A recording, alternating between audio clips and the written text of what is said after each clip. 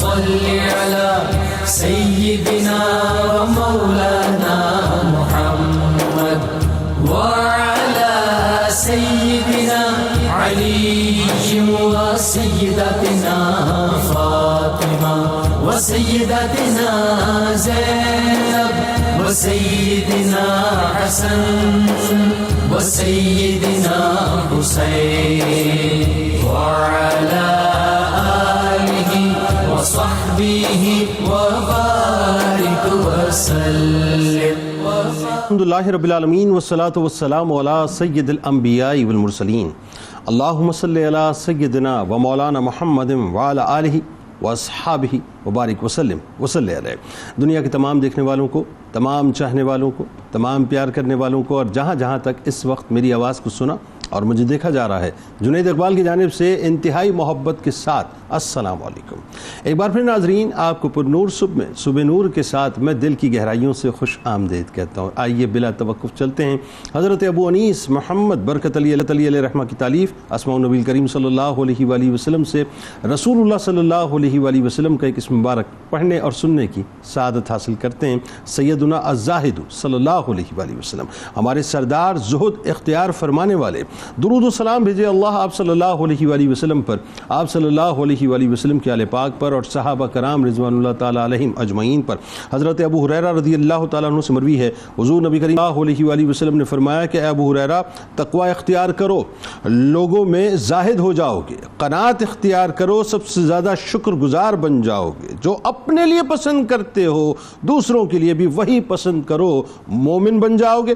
اپنے ہمسائے سے نیک سلوک کرو، حقیقی مسلمان بن جاؤ گے. اور کم ہنسا کرو کیونکہ زیادہ ہنسنا دلوں کو مردہ کر دیتا ہے. ہمارے ساتھ ناظرین کرام انشاءاللہ آپ رہیں گے، کیونکہ آج تصوف کی دنیا میں ایک ایسی ممتاز ہستی کی بارگاہ میں چلتے ہیں جن کے مقام و مرتبے کو صوفیہ کرام کی قبیل نے سر جھکا کر تسلیم کیا ہے، جن کا خاندانی تعلق عرب کے مشہور سخی حاتم طائی کے خاندان سے جا ملتا ہے، جو عارف باللہ ہیں، واصل باللہ ہیں، امام الاولیاء ہیں، سند الفقہاء ہیں، سید الاتقیاء ہیں، زہد الانبیاء ہیں، وارث علوم مصطفیٰ ہیں، فیض یافتہ امام الہدا ہیں، فقیہ ہیں، محدث ہیں، عالم ہیں، عامل ہیں، عارف ہیں، زاہد ہیں، شریعت و طریقت میں یکتا ہیں کہ بلندی مقام کا یہ عالم ناظرین، یہ عالم کہ جن کے بارے میں حضرت محارب بن دثار رحمۃ اللہ علیہ فرماتے ہیں کہ اگر حضرت داؤد طائی رحمۃ اللہ علیہ سابقہ امتوں میں سے ہوتے تو اللہ تبارک و تعالیٰ آپ کے زہد و تقوی کی خبر ہمیں قرآن میں ضرور دیتا. جن کو حضرت داتا علی حجویری رحمۃ اللہ علیہ جیسی ہستی اس عقیدت سے خراج تحسین پیش کرتی ہیں کہ حضرت داؤد طائی رحمت اللہ علیہ اہل تصوف میں سید السادات ہیں. ناظرین کرام، آپ رحمت اللہ علیہ علوم و حقائق کے شناساں ہیں، راہ طریقت کے عامل ہیں اور سالکین و عارفین کے پیشوا و مقتدا ہیں. آپ رحمت اللہ علیہ وہ ہستی ہیں جن کو امام جعفر صادق علیہ السلام کی نصیحتوں کے موتی چننے کا موقع ملا، جن کو یہ شرف ملا کہ امام اعظم امام ابو حنیفہ رحمت اللہ علیہ سے شرف تلمذ حاصل رہا، یعنی حتیٰ کہ 20 سال مسلسل امام اعظم سے علمی استفادہ کیا. سوچئے ناظرین مقام اور مرتبہ کیا ہوگا کہ وہ امام کی جن کی ایک نگاہ کسی پر پڑ جاتی تھی تو وہ اہل علم بن جایا کرتا تھا. 20 برس آپ امام اعظم کی خدمت پہ رہے. یعنی یوں تو تمام علوم پر آپ رحمت اللہ علیہ کو دسترس حاصل تھی، لیکن علوم عقلیہ اور نقلیہ سے وافر حصہ آپ کو ملا. مگر فن فقہ میں اپنی مثال آپ اور فقیہ الفقہاء مشہور تھے. حکومت و ریاست چھوڑ کر آپ رحمت اللہ علیہ نے گوشہ نشینی اختیار فرما لی تھی. آپ رحمت اللہ علیہ حضرت حبیب رائی رحمت اللہ علیہ کے ارادت مندوں میں شامل تھے، لیکن حضرت فضیل بن ایاز رحمت اللہ علیہ اور حضرت ابراہیم بن آدم رحمت اللہ علیہ جیسی بڑی عظیم ترین ہستیوں سے بھی آپ نے شرف نیاز حاصل کیا اور اپنے نفس پر آپ بے انتہا قابو رکھا کرتے تھے. یہ حضرت داؤد طائی رحمت اللہ علیہ کی خوش بختی تھی ناظرین کہ جس زمانے میں آپ نے آنکھ کھولی وہ زمانہ علوم کے اعتبار سے سلاطین کا زمانہ تھا. ہر شہر و علاقے میں علوم نبویہ کے وارثین نے اپنی اپنی مسندیں بچھا رکھی تھیں. یعنی سوچئے کہ کس انداز سے لوگ اس وقت علم کے موتیوں کو چنا کرتے تھے. چنانچہ آپ رحمۃ اللہ علیہ کی جبلت میں علم کی طلب پیوست تھی، لہذا حضرت داؤد طائی رحمۃ اللہ علیہ کو علم حاصل کرنے کے خوب مواقع میسر آئے. لہذا آپ رحمۃ اللہ علیہ نے اپنی جستجو اور محنت میں کمی نہ کی اور علم کے موتیوں کو اپنے دامن میں سمیٹتے چلے گئے. یہی وجہ ہے ناظرین، یہی وجہ ہے کہ جہاں علم فقہ میں آپ رحمۃ اللہ علیہ کا ایک خاص مقام مرتبہ تھا، علم حدیث کے ائمہ میں بھی آپ شمار ہونے لگے اور پھر آپ سے ایک جماعت نے احادیث مروی بھی کی ہیں. پھر بات ہے ناظرین یہاں نہ رکتی، بلکہ ایک مخصوص قلبی واردات نے آپ رحمۃ اللہ علیہ کو معرفت کے سمندر میں ایسا غوطہ کر دیا کہ حضرت خواجہ حبیب رائی رحمۃ اللہ علیہ کے دست حق پرست پر آپ بیعت ہوئے اور خرقہ خلافت سے مشرف بھی ہوئے. الفقر و فقری کی منزل پر فائز حضرت داؤد طائی رحمۃ اللہ علیہ دنیا میں ایسے رہے ناظرین جیسے کہ مسافر رہا کرتے ہیں. آپ رحمۃ اللہ علیہ کے فقر کا اندازہ اس بات سے لگائیے کہ حضرت عبداللہ بن مبارک رحمۃ اللہ علیہ فرماتے ہیں کہ بس دنیا سے اتنا ہی سروکار رکھنا چاہیے جتنا کہ حضرت داؤد طائی رحمۃ اللہ علیہ نے رکھا. آغاز پہلے آپ کے تعارف سے کرتے، آپ کا خاندانی تعارف، اور پھر وہ جو میں نے اشارتاً بات کی کہ جس دور میں آپ تشریف لاتے علمی شخصیات کے اعتبار سے وہ کہکشاں کا ایک دور تھا، علمی کہکشاں کا دور تھا. ان ہستیوں کے بارے میں بتائیے، اور جن ہستیوں سے آپ نے تحصیل علم کیا وہ کون سی ہستیاں تھیں؟ بسم اللہ الرحمن الرحیم. هو القادر هو الحق هو المعین. بہت شکریہ جنید بھائی. ابتداً ماشاءاللہ حسن انتخاب کے ساتھ اور استقامت کے ساتھ آپ یہ سلسلہ کر رہے ہیں. اللہ آپ کو برکت عطا فرمائے، اور یقیناً امت کے لیے یہ ایک عظیم تحفہ ہے کہ انہیں اکابر کی سیرت سے آشنا کروایا جا رہا ہے. انہی شخصیات میں ایک شخصیت جن کا آج آپ نے انتخاب فرمایا، حضرت داؤد طائی رحمۃ اللہ تعالی علیہ. آپ وہ شخصیت ہیں کہ جنہیں اللہ تبارک و تعالی نے دوام شان عطا فرمائی، اور آج بھی افق اسلام پر آپ آفتاب درخشاں کی مانند روشن ہیں. اور اس کی وجہ یہ ہے کہ آپ نے اپنے آپ کو فنا فی اللہ کے مرتبے پر فائز کیا تو اللہ نے آپ کے ذکر کو بقا عطا فرمائی. آپ کا اسم مبارک جیسا کہ آپ نے ذکر کیا حضرت داؤد ہے، آپ کے والد محترم کا اسم مبارک حضرت نصیر ہے، اور آپ کی کنیت مبارک ابو سلیمان ہے. اور جیسا کہ آپ نے ذکر کیا ہے کہ حاتم طائی جو بڑے مشہور سخی تھے عربوں میں، ان کے خاندان سے آپ کا تعلق ہے، تو اس اعتبار سے آپ الطائی کہلائے. اور وہ صفت آپ کے اندر چھلکتی بھی ہے؟ بالکل چھلکتی تھی. تو آپ کا نام مکمل یوں ہوگا کہ ابو سلیمان حضرت داؤد بن نصیر الطائی رحمۃ اللہ علیہ. اب آپ کی جو ولادت مبارکہ ہے تو یہ بات ملحوظ نگاہ رہنی چاہیے کہ جتنے بھی اولیاء کو آپ پڑھیں گے وہ اپنے زمانے میں علم کے سرخیل نظر آئیں گے، اور جب آپ ان کی سیرت کا مطالعہ کریں گے تو اس زمانے کے جو علوم متداولہ ہیں ان پر انہیں ید طولہ حاصل ہوگا. تو اسی طرح آپ کی سیرت کا یہ پہلو کہ جب آپ نے آنکھ کھولی تو پہلی صدی ہجری مکمل ہوئی تھی، اور آپ کا شمار جو ہے وہ تبع تابعین میں ہوتا ہے، امام اعظم کے شاگرد ہیں. تو یہ وہ زمانہ ہے کہ جو نبی کریم کے مبارک زبان اقدس سے نکلا ہے کہ خیر القرون قرنی، سب سے بہترین زمانہ میرا زمانہ ہے. ثم یلونہم، پھر وہ زمانہ ہے جو ان سے ملا ہے وہ ہے تابعین. ثم یلونہم، پھر وہ زمانہ ہے جو ان سے ملا ہے وہ ہے تبع تابعین. تو اس زمانے کا ذکر جو ہے وہ لسان اقدس صلی اللہ علیہ وسلم پر آیا. تو اب اس زمانے میں چونکہ علم عام تھا، بڑے بڑے علوم کے حوالے سے بڑی بڑی شخصیات موجود تھیں، تو آپ نے ابتدائی علوم، چونکہ آپ مولدن شام میں پیدا ہوئے، یعنی ولادت آپ کی شام میں ہوئی، مسکنن آپ کوفہ میں رہے، اور بغداد بھی آپ کا آنا ہوا. تو آپ نے وہاں پر جتنے علوم تھے وہ تمام حاصل کیے، اور کوفہ میں ہی گزارا، کوفہ میں آپ نے زندگی بسر فرمائی، اسی لیے آپ کا مسکن جو ہے وہ کوفہ کہلایا. اب اس زمانے میں بڑے بڑے ائمہ ہیں جن میں حضرت امام اعمش ہیں، جن میں حضرت امام ابو لیلہ ہیں، جن میں حضرت امام عبد الملک بن عمیر ہیں. یہ وہ ہیں کہ جن سے آپ نے اخذ علم حدیث کیا.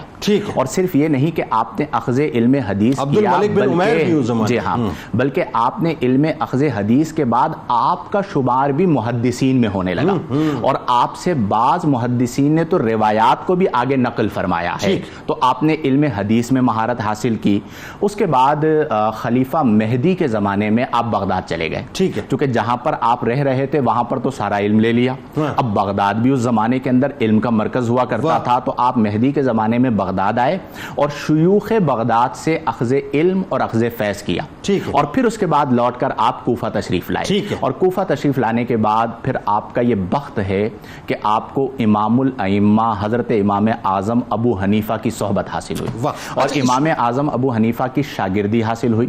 اور شاگردی بھی ایسے حاصل ہوئی کہ امام شیبانی کہتے ہیں کہ آپ وہ واحد تھے, وہ تنہا تھے کہ جو امام اعظم ابو حنیفہ رضی اللہ عنہ کی مجلس میں بلند آواز سے علمی گفتگو کیا کرتے تھے. ایک بات ذرا یہاں بتائیے, حضرت داؤد طائی رحمۃ اللہ علیہ کا جو دور ہے, میں ذرا رک کے اس دور کو تھوڑا سا اور ڈسکس کرنا چاہ رہا ہوں کہ بڑا مشکل ترین یہ کام ہوتا ہے کہ جب آپ کے دور کے اندر بہت بڑی بڑی شخصیات ہوں, ان شخصیات کی موجودگی میں اپنے آپ کو منوانا, اور ایسا منوانا کہ آنے والے بعد کے صوفیہ کرام سر جھکا کے احتراماً آپ کا نام لیں. اس پہ آگے جا کے ہم بات کریں گے, لیکن یہ جو بات ہے اس کے لیے جتنی محنت آپ نے کی ہے وہ اپنی جگہ نظر آتی ہے. بتائیے ذرا. عربوں کا ایک محاورہ ہے کہ المعاصرہ سبب المنافرہ, کہ نفرت کے اسباب میں سے ایک سبب ظاہری ہم اثر ہونا بھی ہوتا ہے, اور المعاصر لا یعاصر, کہ عمومی طور پر جو ہم اثر ہوتا ہے وہ آسانی سے تسلیم نہیں کرتا. ایسا ہی بالکل. لیکن آپ رضی اللہ عنہ کو اللہ نے یہ شان عطا فرمائی کہ آپ کی عظمت و شان کو آپ کے ہم اثر علماء بیان کیا کرتے ہیں. یعنی آپ سوچئے کہ امام ابو یوسف کا قد کوئی چھوٹا قد نہیں ہے, بالکل ٹھیک. امام محمد کا قد کوئی چھوٹا قد نہیں ہے, لیکن اس کے باوجود جب ان کے درمیان بھی اختلاف ہوتا تو منصف داؤد طائی بنا کرتے تھے. یعنی اتنا علمی وزن رکھنے کے باوجود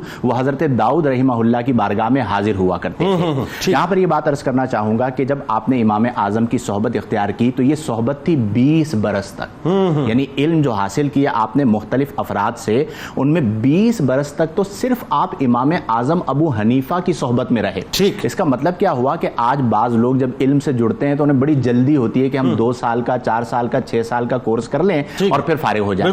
آپ رحمہ اللہ کی سیرت اور دیگر اولیاء کی سیرت ہمیں یہ پیغام دے رہی ہے کہ جب آپ ان کے ساتھ جڑیں گے تو آپ نے مدت مدید اور عرصہ دراز گزارنا ہے. اور امام اعظم ابو حنیفہ رضی اللہ عنہ نے پھر آپ کے لیے جملہ کہا تھا کہ تمہیں مبارک ہو, تمہیں رب مل گیا ہے. دیکھیں اس میں بڑی کمال بات یہ مفتی صاحب, جو میں ظاہر جو بات آپ بیان کر رہے تھے, میں چاہتا ہوں اس پہ ذرا سے تھوڑا سا کھل کے آپ گفتگو کیجئے کہ ایک تو یہ کہ امام اعظم سے آپ کا تعلق یہ کوئی عام تعلق نہ تھا. اچھا وہی بات ہے کہ آج ہمارے یہاں اسٹوڈنٹس جو ہیں وہ بڑا شارٹ کٹ چاہتے ہیں کہ صاحب ہمیں بس یوں سمجھ لیجیے جیسے پانی میں گھول کے آپ پلا دیں اور وہ منتقل ہو جائیں ہمارے سینوں میں اور ہم جو اپنا کام شروع کر دیں.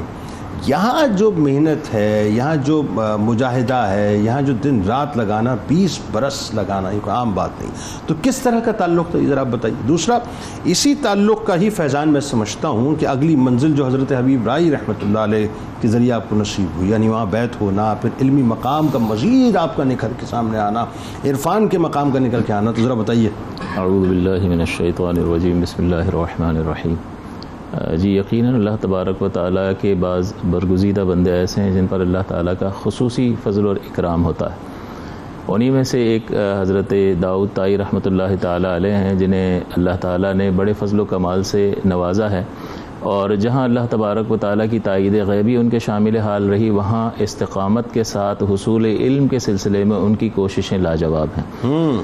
یہی وجہ ہے کہ حضرت امام اعظم ابو حنیفہ رضی اللہ تعالی عنہ کی صحبت, جیسا کہ حضرت نے فرمایا 20 برس تک, اور امام اعظم ابو حنیفہ کو کون نہیں جانتا. امت کا ایک بہت بڑا حصہ جو ہے وہ حضرت امام اعظم ابو حنیفہ کی تقلید کرتا ہے, مسائل میں آپ کی پیروی کرتا ہے, اور اپنے لیے باعث افتخار سمجھتا ہے اپنے آپ کو ان کی طرف منسوب کرنے میں. اس بات کو اور کھولے تھوڑا سا, امام اعظم کی بات کو ذرا اور ان کی شخصیت. امام اعظم ابو حنیفہ کی نسبت سے ہم حنفی کہلاتے ہیں, اور رحمت دو عالم صلی اللہ علیہ وسلم نے احادیث مبارکہ میں اشارتاً جو ہے امام اعظم ابو حنیفہ کی فضیلت کو بیان فرمایا کہ ایک بار حضور صلی اللہ علیہ وسلم نے ذکر فرمایا کہ علم اگر ثریا پر ہوتا, ثریا آسمان پر سب سے بلند ترین ستارے کا, علم اگر ثریا پر ہوتا تو وہ فارس کا رہنے والا اسے وہاں سے بھی حاصل کر لیتا. اللہ. تو جو امام اعظم ابو حنیفہ کا تعلق ہے وہ فارس ہی سے ہے, اور جو علمی مقام اور بلند درجہ آپ کو اللہ تعالیٰ نے علم کے اعتبار سے عطا فرمایا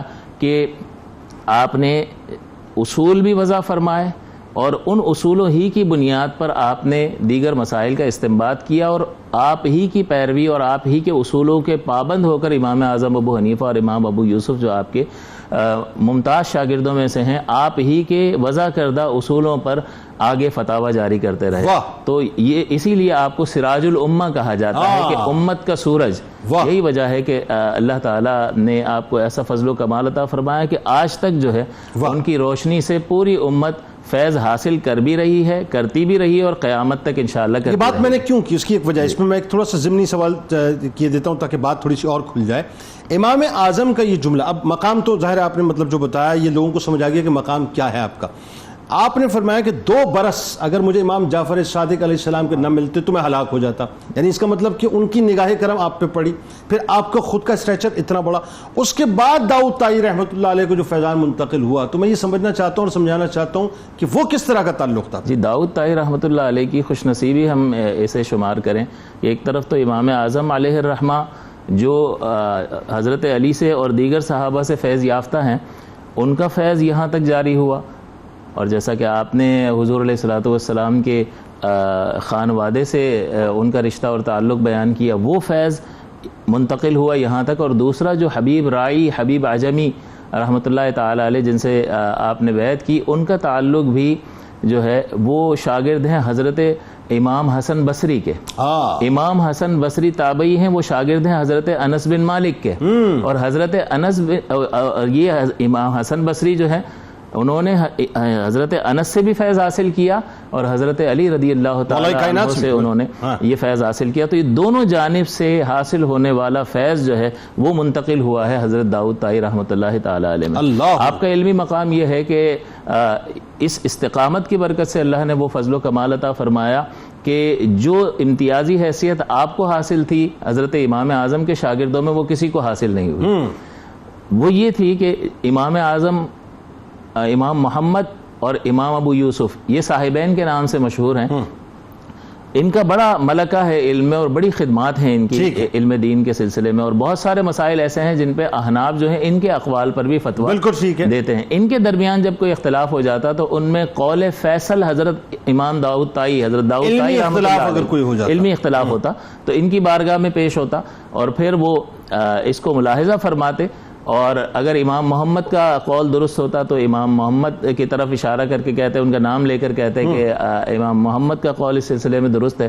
اور اگر امام ابو یوسف کا قول درست ہوتا تو ان سے، چونکہ آپ نے عہدہ قضا کو قبول کیا تھا تو اس اعتبار سے تھوڑا سا قبض تھا آپ کی طبیعت میں ان کی طرف سے، تو آپ ان کا نام نہیں لیتے تھے، کہتے تھے ان کا قول درست ہے. لیکن امام ابو یوسف رحمۃ اللہ علیہ بہت عظیم شخصیت ہیں علمی اعتبار سے، ان کی بہت زیادہ خدمات ہیں، حتیٰ کہ اس عہدہ قضا کے تجربے کی وجہ سے احناف میں جو قضا کے جتنے بھی فتاوی دیے جاتے ہیں وہ حضرت امام ابو یوسف کے فتاوی کی بنیاد پر دیے جاتے ہیں. تو یہ زبردست خدمت آپ نے جو سر انجام دی امت کی کہ عہدہ قضا پر فائز ہو کر ایک ایسا سرچشمہ علم ہمارے لیے چھوڑا کہ جو رہتی دنیا تک قضا کے معاملات میں مینارہ نور کی حیثیت. اور اس میں آپ ایک اور بات دیکھیں بڑی خاص، جو کہ حضرت داؤد طائی رحمۃ اللہ علیہ کا جو معیار تھا اور آپ کا جو زہد و تقوی کا پیمانہ تھا وہ کیسا کمال. اور پھر وہی بات ہے کہ اللہ تعالیٰ نے آپ کو کیا رفتیں عطا کی کہ امام اعظم امام ابو حنیفہ رحمۃ اللہ علیہ کی بارگاہ میں اگر کوئی بلند آواز سے سوال کر سکتا تو آپ تھے. امام اعظم کے شاگردوں میں اگر کوئی علمی اختلاف ہو جاتا تو فیصل، مطلب آپ فیصل کی حیثیت سے بیٹھا کرتے تھے اور آپ کا فیصلہ جو ہے وہ آخر ہوا کرتا تھا. اب ذرا یہ بتائیے علامہ صاحب، جو زہد و تقوی اللہ تعالیٰ نے آپ کو عطا کی، اور ظاہر ہے جو آپ نے جو اتنا مجاہدہ کیا، پھر آپ نے جس انداز سے اپنے نفس کو مارا، اپنے نفس کو کنٹرول کیا، ایک کنورزیشن امام جعفر صادق علیہ السلام اور آپ کے درمیان ایک مکالمہ ہے. مکالمہ بھی بڑا حسین ہے، اس میں امام جعفر صادق علیہ السلام کا انکسار دیکھیے کیا نظر آتا ہے. وہ بھی آپ بتائیے کہ جن کے صدقے ہماری بخشش ہونی ہے، اور عبرت کے کتنے پہلو اس کے اندر موجود ہیں. بسم اللہ الرحمن الرحیم. جی، حضرت داؤد طائی رحمۃ اللہ علیہ اس حوالے سے بڑی منفرد شخصیت ہیں. جس طرح ان کا بھی ذکر ہوا کہ عموماً ایسا ہوتا ہے کہ یا تو کوئی جلوتوں کا بادشاہ ہوتا ہے شخصیات میں، یا کوئی خلوتوں کا بادشاہ ہوتا ہے. ٹھیک. لیکن ان کی شخصیت میں یہ عجیب دو رنگ آ کر مل گئے ہیں کہ ایک طرف اس دور کی جو جلوتوں کا سب سے بڑا مرکز تھا وہ امام اعظم ابو حنیفہ کی مجلس تھی. واہ. کیونکہ امام اعظم ابو حنیفہ نے اس وقت کے ہر موضوع پر جو دنیا کے منفرد ترین لوگ قابل لوگ تھے ان کو جمع کیا تھا. بالکل ٹھیک. اور ان کی ایک مجلس فقہ قائم کر کے اجتہاد کی سطح پر قرآن و حدیث کا فیضان قیامت تک کے لوگوں تک منتقل کیا تھا. تو ان کی مجلس میں وہ جو ٹاپ کے 40 علماء تھے ان ٹاپ کے 40 علماء میں سب سے زیادہ اونچی آواز سے بحث کرنے والا داؤد طائی نظر آتا ہے. یعنی یوں کہیے کہ اس استاذ کے جو ہیں آپ اپنا سب سے بہترین نگینے. جی. یعنی ایک طرف رنگ آپ یہ دیکھیں کہ جو جلوتیں ہیں جو سب سے زیادہ جہاں کیل و کال ہو رہی ہے بحث و مباحثہ ہو رہا ہے. امام اعظم ابو حنیفہ کا طریقہ یہ تھا کہ آپ ایک مسئلہ قائم فرماتے تھے اور اس میں اپنی مجلس میں دے دیتے تھے. پھر اس پر بحث ہوتی رہتی تھی اور پھر اس پر جوابی اقوال نقل کیے جاتے تھے. تو وہ سب سے بڑی مجلس تھی اس زمانے کی کیل و کال کی. یہاں بھی آپ بادشاہ ہیں اور دوسری طرف جب آپ دیکھیں تصوف تنہائی اور خلوت میں تو وہاں بھی داؤد طائی بادشاہ ہیں. آپ کی اس بات سے ایک خیال آیا مجھے کہ آج کتنا آسان ہو گیا ہے کہ ہم کسی بھی مسئلے کو گوگل کرتے ہیں لکھتے ہیں اور مسئلہ ہمارے سامنے ایک لمحے کے اندر آ جاتا ہے. لیکن اگر اس گوگل کے پیچھے ہم یہ جو آج اتنی آسانی ہو گئی ہے فرکشن آف سیکنڈز میں سارا کام ہو جاتا ہے. اگر ہم مشقتیں دیکھیں تو امام اعظم ان کے شاگردوں اس طرح کی ہستیوں نے کتنی مشقتیں کی ہیں جس کی وجہ سے آج یہ جو مسائل آج پیدا ہونے امت میں اس کا حل انہوں نے 1300 سال پہلے دے دی. یعنی یہ اس مجلس کی برکت. واہ. تو ہم اگر داؤد طائی کو یہ آیت کریمہ ہبہ کریں اور تحفہ کریں نا کہ مرج البحرین یلتقیان، دو سمندر ان میں آ کے مل گئے تھے، تو وہ یہ آیت کریمہ ان کی شخصیت کے لیے بڑا مصداق کا کام کرتی ہے. تو انہوں نے ایک طرف تو یہ مجلسیں قائم کی اور جو ان کی شخصیت میں زہد تھا کہ بس جو وراثت سے ان کے پاس 80 درہم آئے ہیں اس 80 درہم پر انہوں نے اپنی ساری زندگی گزاری ہے. جو مال انہیں اپنی وراثت میں ملا تھا اس کو حساب کیا انہوں نے کہ ایک دن میں اتنا استعمال کرنا ہے تو یہ مجھے اتنے عرصے کے لیے کافی ہوگا. اس کے علاوہ انہوں نے دنیا کی طرف توجہ نہیں کی. 1 درہم روز استعمال کیا کرتے. اور معروف کرخی جیسا شخص ان کا ہم اثر کہتا ہے کہ تمہاری نظر میں دنیا جتنی حقیر ہے نا اتنی کسی کی نظر میں حقیر نہیں. اور آپ نے جیسے وہ روٹی کو شربت بنا کے پینے کا واقعہ ہے، یعنی ان لوگوں کی ایک تو خلوتوں میں جا کر یہ عبادت کرنے والے، لیکن ان کے نزدیک وقت کی اتنی اہمیت تھی کہ اگر میں ایک وقت میں 50 آیتیں پڑھ لیتا ہوں تو مجھے پھر روٹی کے لقمے بنانے کی کیا ضرورت ہے، میں آیتیں ہی پڑھ لیتا ہوں. تو یہ ان کا دنیا سے تعلق تھا اور یہ دنیا سے بے رغبتی تھی. اور امام جعفر صادق رضی اللہ تعالیٰ عنہ کی بارگاہ میں بھی گئے اور کہا کہ مجھے نصیحت فرمائیے. تو آپ نے بھی مہر ثبت کی آپ کے زہد پہ. آپ نے فرمایا بھائی تم تو زمانے کے زاہد مشہور ہو. دیکھیں یہ آل رسول صلی اللہ علیہ وسلم، یعنی لوگ تو یہ کہتے ہیں نا کہ میرے پاس آیا تو میں اس کا مقام کم کروں. آپ نے مقام اونچا کیا. آپ نے فرمایا بھائی تم تو پہلے ہی زاہد ہو، میں تمہیں کیا نصیحت کروں. سادات کا یہی وتیرہ ہے، بڑے لوگوں کا یہی وتیرہ ہے. جو جس کا قد نہیں ہوتا اس کو بھی قد عطا کر دیتے ہیں. اور ان کو مطلب جن کا قد ان کو کہاں پہنچاتے ہیں. مہر ثبت کر دی آپ نے ان کے زہد پر اور کہا کہ آپ تو خود زاہد ہیں.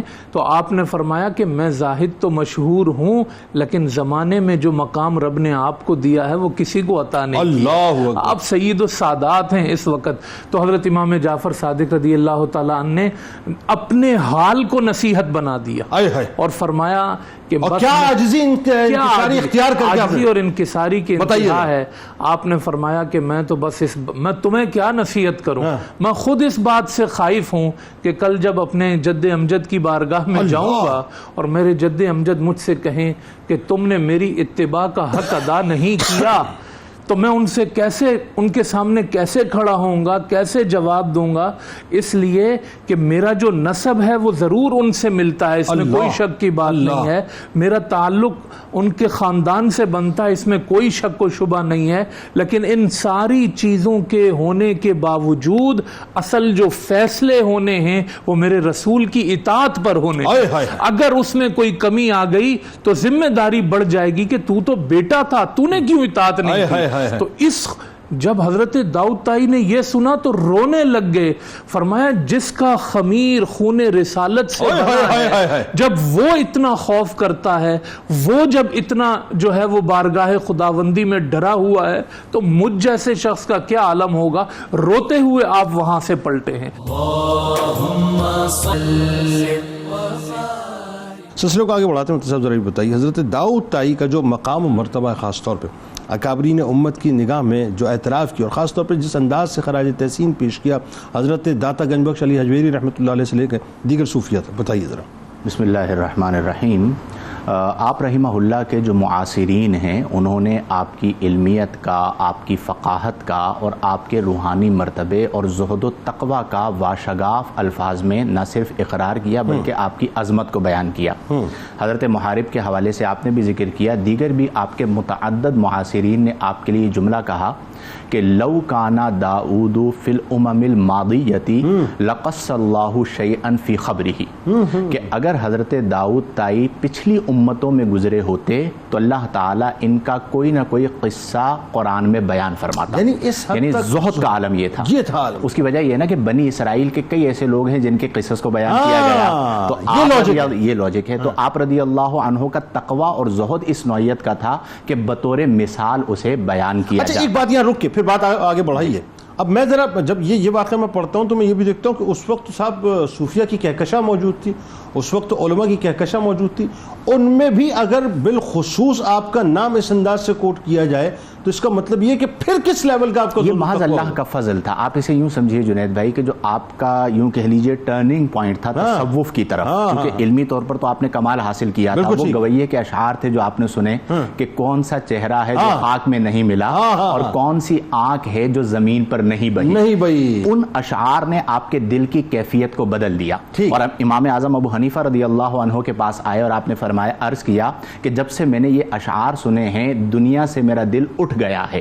تو امام اعظم ابو حنیفہ رضی اللہ عنہ نے فرمایا کہ تمہیں مبارک ہو, تم اللہ کے ہو گئے ہو. اب آپ دیکھیں کہ امام اعظم جو ہے معرفت کی دنیا میں وہ یہ کہہ رہے ہیں کہ تمہیں مبارک ہو, تم اللہ کے ہو گئے ہو. یہ کیفیت تمہیں من جانب اللہ عطا کی گئی. سبحان اللہ. پھر اسی طرح بہت بڑے امام ہیں امام ابو نعیم, وہ آپ کے بارے میں کہتے ہیں کہ حضرت داؤد طائی وہ ہیں کہ کانا افصح اللسانی وَأَعْلَمَهُمْ بِالْعَرَبِيَّةِ, کہ آپ تمام لوگوں میں بہت زیادہ فصاحت رکھنے والے اور سب سے زیادہ عربی کو جاننے والے تھے. سبحان اللہ. پھر اسی طرح آپ دیکھیں کہ حضرت معروف کرخی کتنا بڑا نام ہے. آپ کہتے ہیں کہ میں نے حضرت داؤد طائی سے زیادہ مستغنی عن الدنیا کوئی نہیں دیکھا. یعنی دنیا سے استغنا رکھنے والا داؤد طائی سے بڑا میں نے کوئی نہیں دیکھا. یعنی سرکار علیہ السلام کی جو حدیث پاک ہے کہ دنیا میں اس طرح رہو جیسے مسافر رہتے ہیں, اپنے آپ کو اہل قبور میں شمار کرو. ایک یہ بات آپ جی ہاں. اور پھر آپ نے اگلا جملہ بھی فرمایا کہ آپ کے نزدیک دنیا اور اہل دنیا بالکل برابر تھے, یعنی ان کی کوئی حیثیت نہ تھی. اور یہ صوفیاء کا طریق ہوتا ہے کہ وہ دنیا سے مستغنی ہوتے ہیں, کوئی آ جائے تو ٹھیک ہے, کوئی نہ آئے تو پرواہ ہی نہیں. یعنی آپ دیکھیں بادشاہ نے وقت آپ کی بارگاہ میں آنا چاہتے ہیں. اور یہ استغنا بہت بڑی نعمت ہے. تو معروف کرخی رضی اللہ عنہ کہتے ہیں کہ اللہ تبارک و تعالی نے آپ کو صفت استغنا عطا فرمائی. پھر اسی طرح حضرت عبداللہ بن مبارک رضی اللہ عنہ, وہ بھی ان کے ایک سرخیل ہیں اور بہت بڑا نام ہے. آپ کہتے ہیں کہ تم دنیا سے اسی طرح کنارہ کشی اختیار کرو جس طرح کے داؤد طائی نے دنیا سے کنارہ کشی اختیار کی ہے, اور دنیا سے اتنا ہی سروکار رکھو جتنا کہ سروکار انہوں نے رکھا ہے. یعنی آپ دیکھیں کہ انہوں نے پیمانہ بنا دیا حضرت داؤد طائی کی زندگی کو, کہ ان کی زندگی پیمانہ ہے کہ جتنا انہوں نے سروکار رکھا رکھا ہے اتنا تم سروکار رکھو تو تم جو ہے وہ محفوظ رہو گے. یعنی بات وہ یہ کہ آپ ایک سٹینڈرڈ سیٹر تھے بنیادی طور پہ کہ اگر کسی نے دنیا میں رہنے کا سٹینڈرڈ سیٹ کرنا ہے تو ان کو دیکھ کے کرنا. بالکل ایسا ہی ہے. پھر اسی طرح آپ رضی اللہ عنہ کے حوالے سے داتا صاحب رحمہ اللہ نے بڑے خوبصورت جملے ارشاد فرمائے اور آپ نے فرمایا کہ آپ کا شمار سید السادات میں ہوتا ہے. تصوف کی دنیا وہ جو آپ بات ابھی فرما رہے تھے کہ اس زمانے میں تو بڑے بڑے کہکشاں موجود تھے لیکن اس کے باوجود آپ کو ایک جداگانہ شان اور ایک جداگانہ مقام حاصل ہے. تو آپ رضی اللہ عنہ کے لیے داتا صاحب کہہ رہے ہیں کہ بڑے بڑے سردار تھے لیکن ان سرداروں کے سردار تصوف کے اندر جو شمار ہوتے ہیں وہ حضرت داؤد طائی رحمہ اللہ ہوتے ہیں. اور اس کی وجہ کیا ہے؟ آپ کا زہد، آپ کا ورع، آپ کا تقوی، آپ کا استغنا، آپ کا اللہ کا ذکر کرنا اور آپ کا خلوت کو اختیار کرنا. پھر اسی طرح اس زمانے کے اندر جتنے بھی ائمہ تھے وہ تمام کے تمام، یہ بہت بڑی بات ہوتی ہے کہ معاصرین تسلیم کر لیں، نہ صرف تسلیم کر لیں بلکہ اچھے جملے کہہ دیں، یہ بہت بڑی بات ہوتی ہے. تو آپ رضی اللہ عنہ کو معاصرین نے تسلیم بھی کیا اور تسلیم کرنے کے ساتھ ساتھ آپ کے لیے اچھے جملے بھی ارشاد فرمائے کہ اللہ تبارک و تعالی نے آپ کو یہ شان اور یہ رفعت عطا فرمائی. اور اس کی وجہ یہ تھی کہ آپ نے دنیا کو چھوڑ دیا تھا، دنیا سے کنارہ کشی اختیار کر لی تھی. گویا کہ اسے آپ یوں سمجھیں کہ ایک ہوتا ہے علم ظاہر، ایک ہوتا ہے علم باطن. بالکل. اب جب ہم علم ظاہر کے اعتبار سے دیکھتے ہیں تو آپ کا لقب ہے فقیہ الفقہا. ٹھیک ہے جی. آپ کا لقب ہے سند المحدثین. یہ علم ظاہر میں آپ کی عظمت و شان ہے. لیکن جب آپ ان تمام چیزوں کے بعد تصوف کی طرف آئے، آپ خلوت کی طرف آئے، آپ نے اللہ سے اپنے آپ کو جوڑ لیا اور زہد کو اختیار کر لیا تو اللہ تبارک و تعالی نے آپ کو سید الصوفیاء بنا دیا.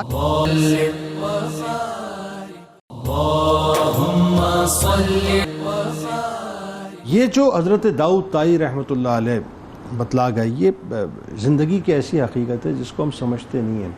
آئے دن ہمارے سامنے سے بڑے بڑے جوبن چلے جاتے ہیں، آئے دن ہمارے سامنے سے بڑے بڑے نام چلے جاتے ہیں، آئے دن ہمارے سامنے سے ہمارے اپنے درمیان کے لوگ جو ہمارے وجود کا حصہ ہوتے ہیں، ہمارے ساتھ ہوتے ہیں، ہمارے ہاتھ سے مطلب جو ہے دامن چھڑا کر چلے جاتے ہیں، لمحوں کے اندر چلے جاتے ہیں اور ڈھیر ہو جاتے ہیں، صدیوں کی پریکٹس کر کے جو بیٹھے ہوتے ہیں. ہم سمجھنے کو تیار نہیں ہے. لیکن ایک بات جو خاص طور پہ آپ یہ دیکھیں داؤد طائی رحمۃ اللہ علیہ کی ہستی میں نظر آتی ہے، وہ اختیاری فقر ہے اور اس کو آپ نے اپنا فخر بنایا. اس کے بارے میں بتائیے. زندگی کے آخری لمحات جو آپ کے گزرے وہ بڑے شاندار ہیں، بڑے کمال ہیں. پردہ فرمانا آپ کا، خواب میں آ کر اپنی حالت کو بیان کرنا، لیکن اس سے پہلے وہ جو آپ کی جو کنیز آئی تھی جو آپ کو سالن پیش کیا تھا، اس واقعے سے ذرا ابتدا کیجیے جو بات آپ کی رکی تھی. جی بسم اللہ الرحمن الرحیم. یقیناً وہ واقعہ ذکر کرتا ہوں. اور جو فقر اختیاری کا آپ نے فرمایا تو فقر اختیاری کا لفظ ذہن میں آتا ہے تو اس کا تھوڑا سا مفہوم بھی سننے والوں کے ذہن میں ہو کہ ایک تو فقر وہ ہوتا ہے یعنی غربت وہ ہوتی ہے اور وسائل کی کمی اور وسائل کا نہ ہونا وہ ہوتا ہے کہ جو قدرتی طور پر آپ کے ساتھ ہے کہ آپ کے پاس کچھ ہے ہی نہیں تو آپ فقر کی طرف ہی جائیں گے. ایک وہ ہوتا ہے کہ دنیا آپ کی طرف لپک رہی ہے اور آپ دنیا کو چھوڑ دیں. بالکل ٹھیک ہے. خلیفہ وقت آپ کے پاس آ رہا ہے اشرفیاں لے کر اور آپ اس کو قبول نہیں کر رہے. بالکل ٹھیک. اور آپ کے پاس جتنا مال و متاع ہے آپ نے اس کو الگ کر دیا اور صرف اتنا رکھا کہ جس سے آپ کی دنیا جو ہے وہ بسر، اور وہ بھی 80 درہم جو تھے وہ والد جو دے کے گئے تھے وہی آپ کے پاس تھے. تو یہ ہوتا ہے بائی چوائس، یعنی فقر اختیاری. آپ دنیا میں اپنے آپ کے لیے وہ معیار قائم کر لیتے ہیں کہ جس سے یہ حقیقت واضح ہوتی ہے کہ آپ کی نظر دنیا پہ ہے ہی نہیں، آپ کی نظر ہی آخرت پر ہے. آپ کی کنیز جو ہے وہ کہنے لگی کہ بہت عرصہ ہو گیا کو آپ نے گوشت اور اس کا سالن نہیں کھایا تو آپ کے لیے بنایا.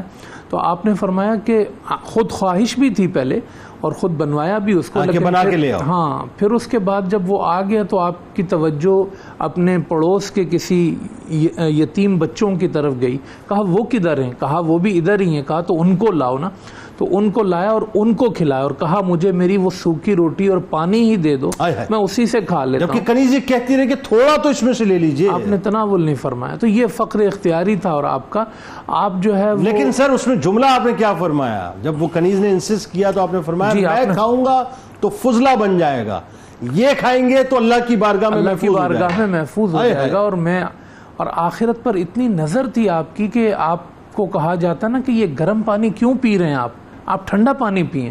تو آپ کہا کرتے تھے اگر دنیا میں ہی ٹھنڈے پانی پی لوں گا دنیا میں ہی مزیدار کھانے کھا لوں گا ہائے ہائے۔ اور دنیا میں ہی اچھی رہائشیں رکھ لوں گا تو مجھے جنت میں کیا ملے گا؟ اللہ میں نے یہ ساری چیزیں جنت کے لیے رکھ دی ہیں اور آخرت کے لیے رکھ دی ہیں. اور جب آپ کا وصال ہوا ہے، آپ کے آخری لمحات، آپ دنیا سے گئے ہیں، تو اس وقت غیب سے بھی آواز آ رہی تھی کہ داؤد طائی اپنی مراد کو پہنچ گیا ہے، اللہ، اس نے کامیابی حاصل کر لی اللہ ہے. اکبر۔ جس سفر پہ یہ چلا تھا کامیابی سے پہنچا ہے. اور جس رات آپ کا وصال ہوا ہے تو خود آپ نے خواب میں آ کے بھی بشارت دی، اور کئی بزرگوں نے جو آپ سے تعلق رکھتے تھے وہ رات جنت کا منظر اپنی آنکھوں میں دیکھا کہ جنت سجائی جا رہی ہے، خوشیاں ہیں اور ایک محفل سجی ہوئی ہے. کہا کیا ہوا، آج جنت کو کیوں سجایا جا رہا ہے؟ کہا جنت آج اس لیے سجائی جا رہی ہے کہ داؤد طائی کی روح زمین سے جنت کی طرف آ رہی ہے. آپ ایک بات دیکھیے علامہ صاحب کہ آپ کا جو نصیحت کا انداز اور خاص طور پہ جو تربیت کا انداز تھا وہ کیا تھا کہ ایک واقعہ میں آپ کا پڑھ رہا تھا کہ ایک عورت نے اپنے بچے کو تدفین کی اور وہ قبر کے کنارے بیٹھی ہوئی رو رہی تھی اور چلا چلا کے یہ کہہ رہی تھی کہ مجھے نہیں معلوم کہ میرے تیرا کون سا رخسار جو ہے وہ پہلے مٹی نے کھایا ہوگا. ہائے ہائے. تو یہ سن کے آپ جو ہے وہ اتنا روئے اور اتنا روئے کہ آپ بے ہوش ہو گئے. آپ کو یہ منظر یاد آ گیا کہ مٹی نے تو کھانا ہے، قبر میں ہم نے بھی جانا ہے. تو کیسے؟ تو یہ یقیناً نصیحت کا بھی انداز تھا اور چھوٹی چھوٹی باتوں سے اپنا جو ہے وہ آخرت کا منظر اپنے سامنے لانا، اپنی قبر کو یاد رکھنا. ایسے ہی تو نہیں حضور علیہ السلام نے فرمایا کہ جو موت کو روزانہ یاد رکھتا ہے وہ بستر پہ بھی مرے اللہ اس کو شہید کی موت عطا فرماتا ہے. ایک بات اور دیکھ، امام ابو یوسف رحمۃ اللہ علیہ نے اپنے شاگردوں کو جب یہ کہا کہ جب ان کو پتہ چلا کہ اب 10 درہم صرف باقی رہ گئے اور آپ نے معلوم کیا تھا کہ روز 1 درہم استعمال کرتے ہیں، وہ بھی ذرا بتائیے کہ وہ کیا واقعہ ہوا تھا کہ بالکل آخری وقت تھے آپ کے اور کس طرح سے پھر آپ نے پردہ فرمایا تھا؟ جی، دنیا سے جو آپ کی بے رغبتی اور جو فقر اختیاری تھا اس کو ائمہ دیکھتے تھے، تو آپ نے خلیفہ وقت کا نذرانہ قبول نہیں کیا. سب کچھ ظاہری وسائل کمائی کے بھی کچھ نہیں ہیں. تو امام ابو یوسف بڑے ظاہر ہے بصیرت والے تھے. آپ نے فرمایا کہ اگر ایسا ہے تو پتہ کروایا خرچہ کتنا ہے ان کا. کہا 1 درہم خرچہ ہے. اچھا 1 درہم خرچہ ہے تو 10 درہم ان کے پاس ہیں. تو آپ نے فرمایا کہ کہیں سے تو یہ لیتے نہیں ہیں اور یہ 10 درہم بھی ان کے ختم ہو رہے ہیں. تو آپ کو یہ ذہن میں نکتہ آیا کہ میں 10ویں دن پتہ کرتا ہوں. جب 10واں دن آیا تو پتہ کرا جا کے ذرا دیکھو. یعنی ان کے ذہن میں یہ تھا کہ اب اگر اس کا یہ مال ختم ہو گیا ہے تو اب یہ دنیا سے ان کا جو تعلق ہے یہ دنیا میں مزید رہیں گے نہیں. یعنی پیمانہ یہ سیٹ ہوا چونکہ یہ کسی کے آگے ہاتھ نہیں پھیلاتے اور چونکہ یہ بادشاہوں سے تحفے تحائف بھی قبول نہیں کرتے اور چونکہ سوال کرنے کی ان کی عادت نہیں ہے، لہذا خودداری کے جس اعلیٰ منصب پر یہ فائز ہیں یہ ممکن نہیں ہے کہ یہ کسی کے مال پہ پلیں یا کسی کا مال تسلیم کریں. لہذا 10 دراہم کے بعد جو ہے انہوں نے پردہ فرمانا ہی ہے اور یہ پھر 10 دراہم کے بعد پردہ فرمانا. اسی دن ان کا وصال ہو گیا. آپ کہہ سکتے ہیں کہ صحابہ کرام میں جو مقام انفرادیت والا ابو ذر غفاری کو ملا ہے تو تابعین اور تبع تابعین میں وہ مقام داؤد. بہت شکریہ آپ تینوں. اب آپ کا تشریف لائے کتاب و شفا کی جانب چلتے ہیں. تکبر سے محفوظ رہنے کا وظیفہ آپ کو بتلاتے ہیں کہ دن میں کسی بھی وقت اول و آخر درود پاک کے ساتھ سورہ مومن کی آیت نمبر 27 41 بار پڑھنے کا معمول بنائیں. انشاءاللہ تکبر جیسی بیماری سے محفوظ رہیں گے. حضرت داؤد طائی رحمۃ اللہ علیہ کا کمال قول مبارک ہے. آپ فرماتے ہیں کہ اپنی زبان کو پوری حفاظت کرو اور بلا ضرورت بات نہ کرو، تنہائی اختیار کرو اور اگر ممکن ہو تو لوگوں کو جو ہے مطلب وہ دل ان کے ساتھ نہ لگاؤ. اس طرح کرنے سے زندگی کے کسی میدان میں بھی ناکام نہیں رہو گے.